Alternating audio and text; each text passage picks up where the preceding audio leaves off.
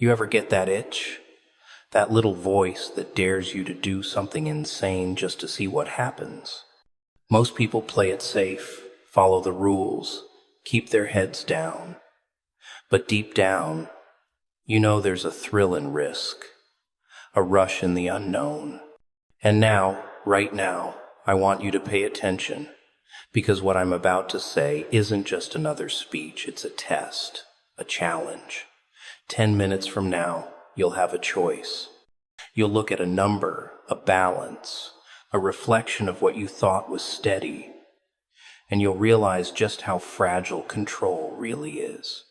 The rules are simple. Don't jump, don't panic, just watch. Because if you act too soon, if you move too fast, you lose. And losing isn't just about money, it's about timing, patience, and whether you can stand still when everyone else is running. Patience is one of those things people claim to understand but rarely practice. Everyone talks about it, everyone preaches it, but when the moment comes, most people crack. They jump, they react, they make decisions based on impulse, because patience is hard. It's uncomfortable, it's boring, it's silent, and our minds hate silence. Silence forces you to face yourself, to notice the tension, to feel the anticipation, to understand that the thing you want most doesn't arrive on your schedule. That's why patience is dangerous in the right way. It tests you. It stretches you. It reveals who you really are when there's nothing to distract you, nothing to blame, no excuses. Think about the last time you wanted something badly. The adrenaline, the anxiety, the mental gymnastics you perform trying to justify taking action before the right moment. You convince yourself you're in control, but control is a lie. Patience doesn't ask for permission. Patience doesn't negotiate.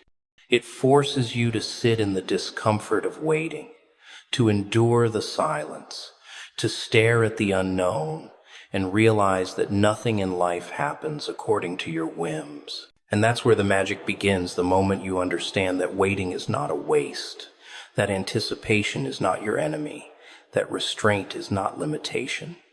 Most people fail because they confuse patience with passivity. They think patience is doing nothing, but patience is active. Patience is observation. Patience is calculation. It's the ability to measure the storm without diving in, to watch the tide without swimming, to see the trap without stepping into it. When you master patience, you start noticing patterns that others miss. You see the subtle cues in people, in events, in timing itself. You learn that every second you wait, every breath you control, every heartbeat you don't rush, is preparing you for the moment when action will matter most. And here's the tricky part. Patience doesn't feel good. It's not comfortable. It's like holding a live wire and pretending it's a toy. Your mind wants to jump, to move, to act, to react, to secure what you think you deserve. But patience keeps you suspended in that moment of tension, forcing you to endure the primal urge to act. And the longer you endure it, the sharper your focus becomes, the clearer your perception gets, the stronger your restraint grows. You begin to understand that timing is not just about opportunity, it's about readiness. Patience shapes your readiness. The cruel genius of patience is that it doesn't reveal itself while you're practicing it. You don't notice the skill forming in the silence, in the waiting, in the discomfort. You think you're suffering, that you're stagnant, that you're missing out. But patience is the quiet architect of power. It's the invisible hand arranging circumstances, the hidden force aligning events, the silent instructor teaching you when to strike, when to speak, when to move. Every impatient person will jump too soon, act too fast, and lose what could have been theirs. Only those who wait, those who endure, those who master the pause will survive, will thrive, will see the reward that the hasty never touch. And it's not just about waiting for the obvious signs. It's about noticing the tiny details, the subtle shifts, the hidden opportunities that only reveal themselves to those patient enough to pay attention. It's the ability to sit still while the world rages, to stay calm while everyone else panics, to trust that the right moment will come. Because the right moment always comes, but it's invisible until you're ready to act. And acting before you're ready is the surest way to lose everything, because the universe doesn't reward haste. It rewards endurance, observation, and timing. Patience teaches humility as well. It reminds you that you are not the master of time, that the world does not bend to your will, that outcomes are rarely immediate or convenient, and that's frightening for most people. They crave instant results, instant satisfaction, instant validation. Patience forces them to face reality. Control is an illusion, desire is a distraction, and only the ability to wait, truly wait, will reveal what's truly possible. It's uncomfortable because it strips away all the masks, all the tricks, all the excuses. It leaves you raw, exposed, aware, and ready. When you finally embrace patience, when you finally endure the tension instead of fleeing it, something changes inside you. You start seeing the advantage in delay. You start feeling the power in restraint. You start understanding that waiting is not weakness, that watching is not inaction, that enduring is not passivity. Patience becomes your weapon, your ally, your edge in a world where everyone else jumps too soon, reacts too quickly, and loses sight of what truly matters. And that's when you realize that the numbers, the stakes, the pressure, they're meaningless if you can't master the one thing that controls all of it. The ability to weight risk is the most misunderstood word in existence. People tremble at it, avoid it, dress it up as recklessness or danger, when the truth is that risk is the only thing that separates the ordinary from the extraordinary. Everyone wants reward. Everyone craves success.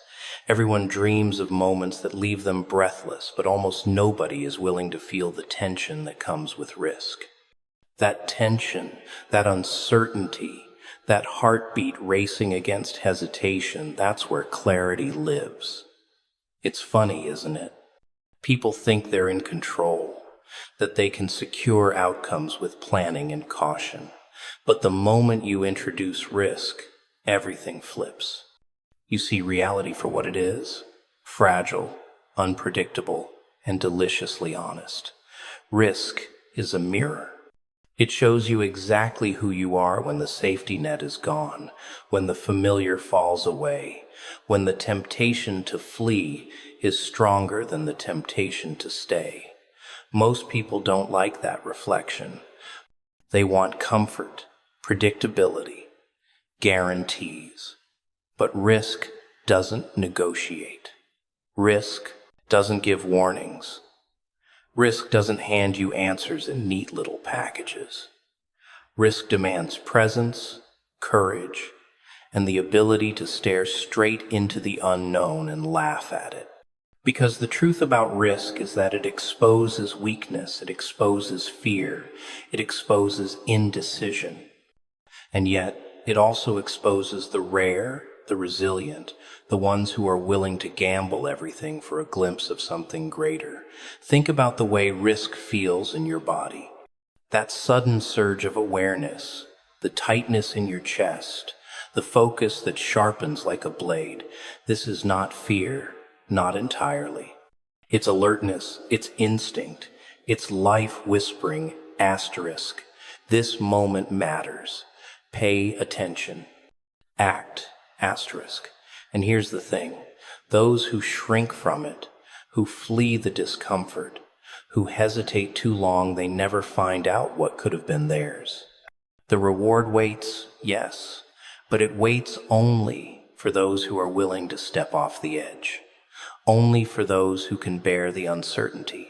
only for those who can embrace the tension without losing themselves. Risk isn't about recklessness. That's a misconception. True risk is calculated, deliberate, and intimate. It's about knowing exactly what's at stake, understanding the consequences, and choosing to act anyway. It's about confronting fear and refusing to be paralyzed by it. People think bravery is loud, heroic, visible, but real bravery is quiet. It's the decision to stand still when your instincts scream run, to move when logic says stay, to trust the unseen when everything inside you begs for certainty. And that's why most people never truly understand risk. They confuse it with chaos, when in reality, it is clarity in disguise. And let's not ignore timing.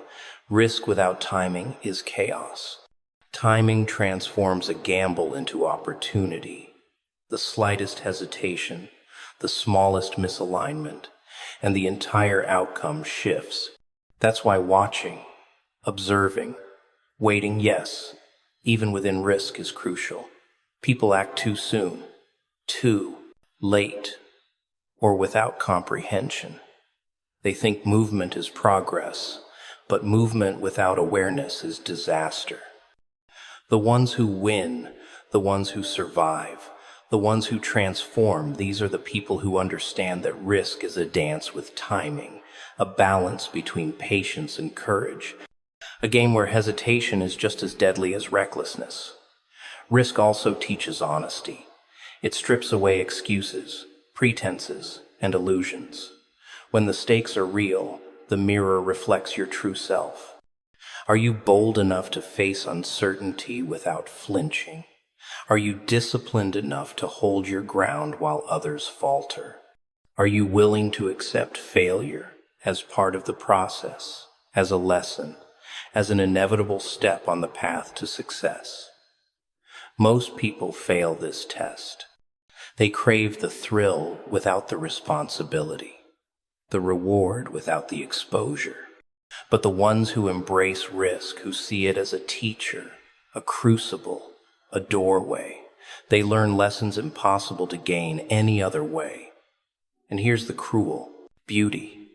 Risk is not forgiving. It does not wait for courage. It does not accommodate hesitation. It does not sugarcoat reality. It delivers outcomes with brutal honesty. Success and failure are equally probable, and the only thing that determines which path you take is the clarity with which you move through it. The tension, the anticipation, the fear, the thrill, they are not obstacles. They are the curriculum. They are the language of life, instructing you in ways logic cannot. The moment you step into risk fully, consciously, deliberately, you stop being passive. You stop waiting for permission. You stop hiding behind excuses. You participate in reality on its own terms. And when you finally embrace it, when you finally understand how risk works, when you finally feel the thrill without surrendering to panic, something extraordinary happens. You see opportunities invisible to the cautious. You perceive patterns invisible to the timid. You recognize the signs invisible to the fearful. The world is no longer a passive experience. It becomes a game, a puzzle, a sequence of deliberate choices, and your understanding of control deepens. Risk teaches you that the edge is not a threat. It's an invitation, a test, a revelation. And only by answering that invitation, by daring, by enduring, by trusting the tension, do you find out what you're truly capable of. Timing is the cruelest, most honest teacher you will ever encounter. People think they control it, that they can predict it, that they can manipulate it to fit their desires. But timing doesn't care about desire, logic, or plans. Timing is deliberate, indifferent, precise. It waits until the exact moment you are ready or think you are ready, and then it moves, leaving you scrambling, panicked, or, if you've learned the lesson, prepared. Most people fail because they underestimate it. They act too soon, they wait too long, they react when they should observe, and they observe when they should act. Timing doesn't forgive mistakes. It only rewards those who understand it, who respect it, who dance with it without trying to dominate it. Think about the moments in your life when everything changed in a single second. Not because of effort, not because of planning, not because of skill alone, but because the moment was right. That's timing. It doesn't knock, it doesn't announce itself, it doesn't pause for consent. You either notice it or you miss it. And notice is a learned skill. Most people are too distracted by their own expectations, by their need to control outcomes, by the comfort of certainty. Timing teaches patience, observation, and attentiveness. It teaches that reality doesn't conform to schedules, that opportunities are fleeting, and that every delay, every coincidence, every sudden shift is intentional if you have the eyes to see it. Timing is also a test of trust. Trust in yourself, trust in the process, trust in forces you cannot see. People panic because they want immediate results. They jump too soon, they act recklessly, they make noise, and in doing so, they sabotage the very thing they sought. But when you understand timing, you learn to wait without losing awareness, to pause without losing focus, to hold still without freezing. You start to perceive the subtle currents that guide outcomes, the small hints that suggest the perfect moment, the invisible signals that synchronize with your intentions. It's a skill that most never master because it requires surrender, awareness, and courage all at once. And here's the irony. The harder you chase timing, the more it slips through your fingers. Timing is not a possession. You cannot grab it, cannot control it, cannot force it to conform to your will.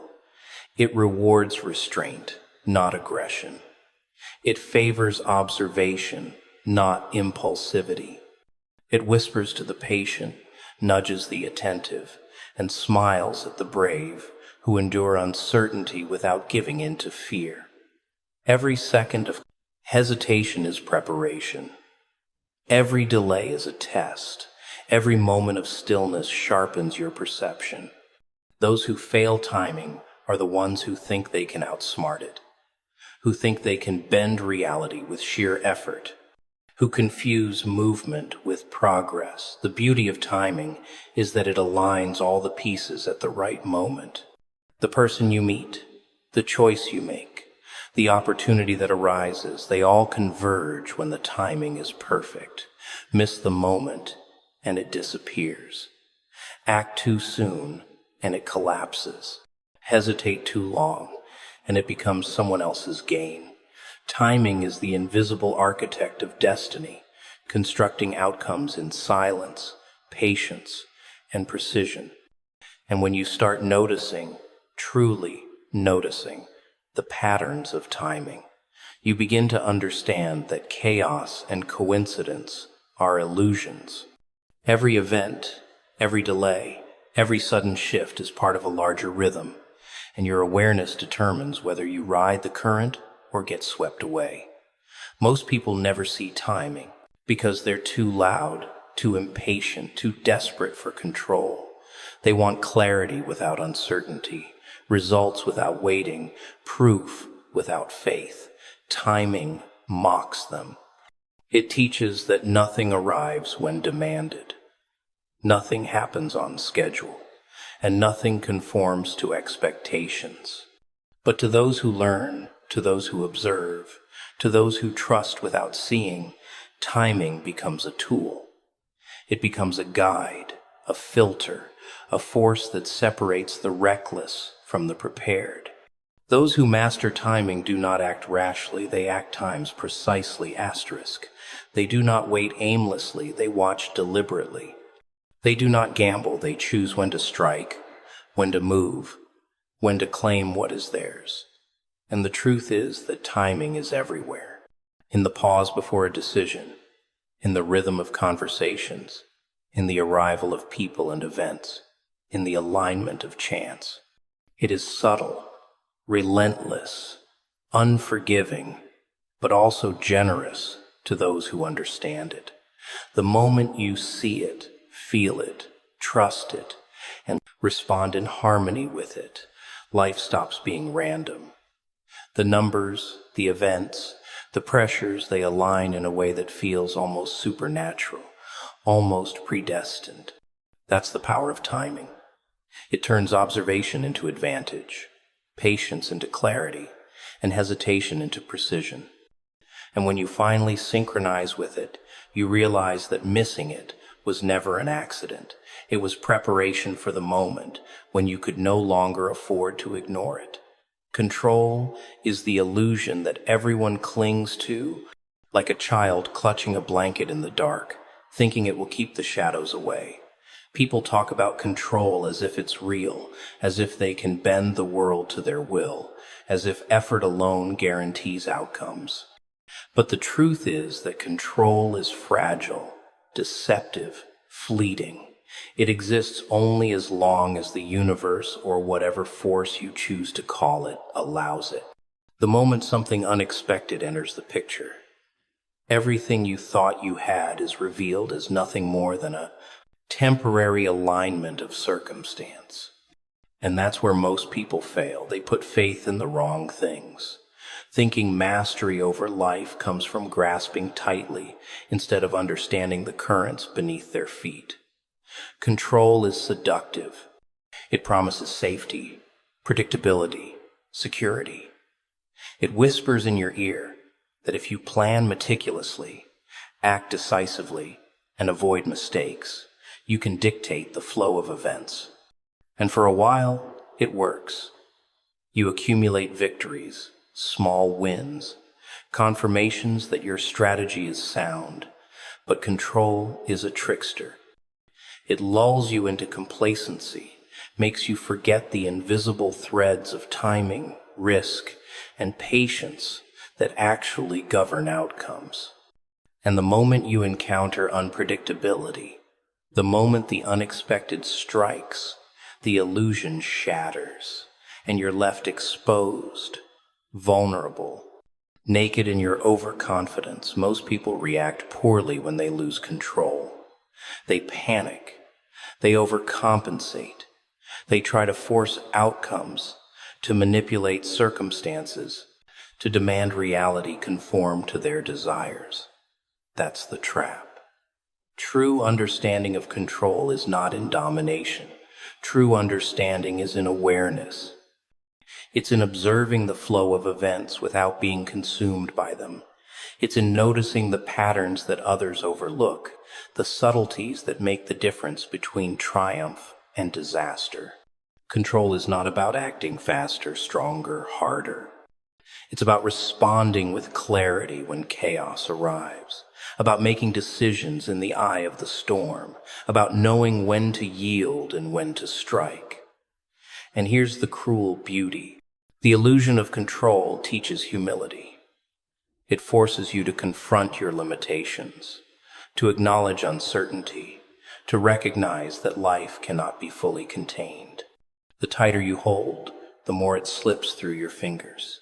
The more you cling, the more reality reminds you that it's bigger than your plans, smarter than your logic, indifferent to your demands. Control is a test of ego, patience, and perception. Those who believe they can dominate everything fail spectacularly. Those who understand that true influence comes from awareness, timing, and restraint find themselves not powerless, but aligned with forces that others mistake for luck. Control is also intimately tied to choice. People assume choice is about doing something, acting, moving, changing. But real choice often comes in restraint. The ability to do nothing, to wait, to observe, to allow circumstances to reveal themselves. This is where power lives. Most people squander choice on impulse, fear, or ego, believing that action alone equals agency.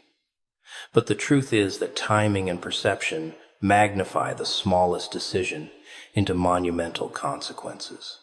Control is less about imposing will and more about harmonizing with reality in a way that maximizes outcome while minimizing chaos. And it's tempting to ignore this. Tempting to believe that control is permanent, that effort guarantees stability, that consequences can always be managed.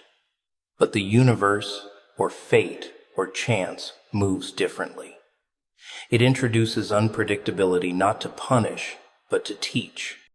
It strips away false confidence, exposes weakness, forces adaptation.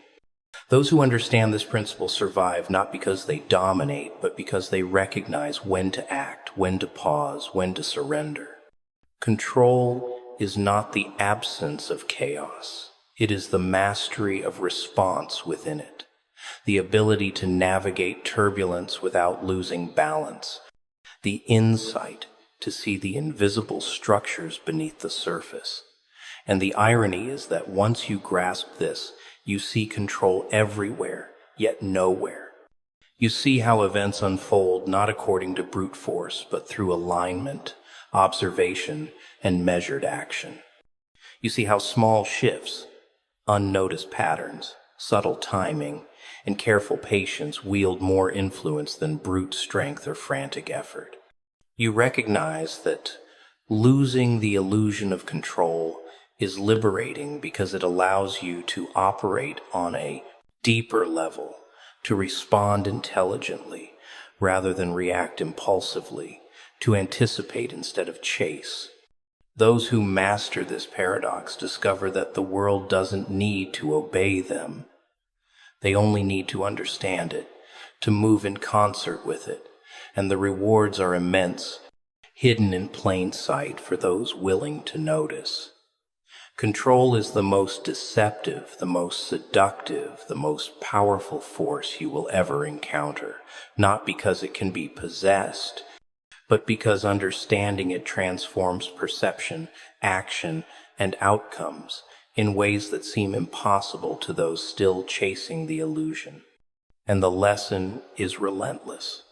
Surrender the need to dominate, embrace awareness, trust timing, and recognize that true power is in navigating the currents rather than trying to stop them. Observation is the secret most people never learn to value. Everyone talks about action, about movement, about doing, as if the measure of a person is how much noise they make, how quickly they respond, how visibly they assert themselves. But the truth is that those who truly succeed, who truly understand life, spend far more time watching than acting.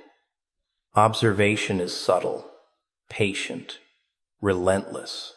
It teaches you patterns, reveals intentions, exposes weaknesses, and uncovers opportunities hidden in plain sight. Yet most people ignore it. They think that reacting fast is better than noticing first. They think that movement equals progress. They are wrong, spectacularly and consistently wrong. Think about how easy it is to miss what's right in front of you. A glance that speaks volumes, a gesture that contradicts words, a pattern in behavior that repeats quietly. Observation allows you to see these things before they become obvious, before they reveal themselves fully, before mistakes are made. The world is full of cues, tiny signals that everyone else overlooks because they are too busy acting, too busy talking, too busy trying to prove they're in control. But observation waits. Observation lingers. Observation accumulates knowledge without effort and rewards the patient, the silent, the attentive. Observation is also a weapon against impulse. Impulse is seductive. It promises quick results, immediate satisfaction, the illusion of control. But acting on impulse blinds you to the truth. Observation trains you to resist it, to wait, to analyze, to understand before you move.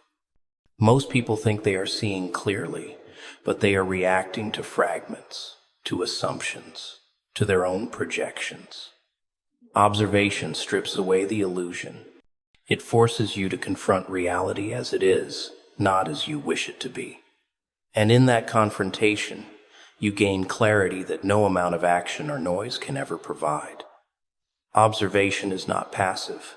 It is active, engaged, alive. It requires attention, focus, patience, and discipline. It demands that you notice details that others dismiss, that you question the meaning behind coincidences, that you watch the movement of people, events, and circumstances with a mind alert to significance. It's a skill that amplifies timing, magnifies strategy, and clarifies risk. The more you observe, the more you understand the subtle currents of life, and the more prepared you become to act when the perfect moment arises. Action without observation is reckless. Observation without action is incomplete. Mastery comes from the balance, and observation exposes truth in ways confrontation never can. When you watch closely, you see intentions, motives, and patterns that words and appearances hide. People reveal themselves in micro-expressions, in habits, in inconsistencies. Opportunities reveal themselves in the shifts of timing, the alignment of circumstances, the seemingly trivial coincidences. Observation sharpens your senses, tunes your instincts, and builds an awareness that is impossible to replicate through action alone. Those who succeed silently are often the ones who watch the longest, who noticed the details others ignored, who waited for the signal that everyone else missed. Observation also teaches restraint. It forces patience, the ability to wait for clarity, the wisdom to act only when conditions are right. Most people cannot tolerate stillness. They panic in the quiet. They feel the need to act constantly, to assert control, to produce visible results. But observation rewards the opposite, the quiet, the still, the attentive. It rewards those who can endure tension without panicking, those who can see patterns in chaos, those who can anticipate consequences before committing. It's a skill that transforms uncertainty into advantage, confusion into strategy, hesitation into timing. And the irony is that observation is both invisible and indispensable. You cannot flaunt it, you cannot force it, you cannot rush it. Yet it shapes outcomes more than the loudest actions, the fastest decisions, the boldest moves.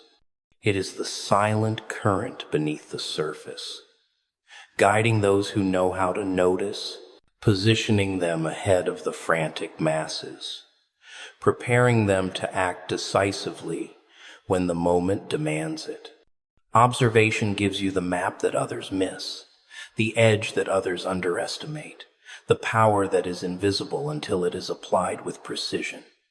When you master observation, the world begins to reveal itself differently.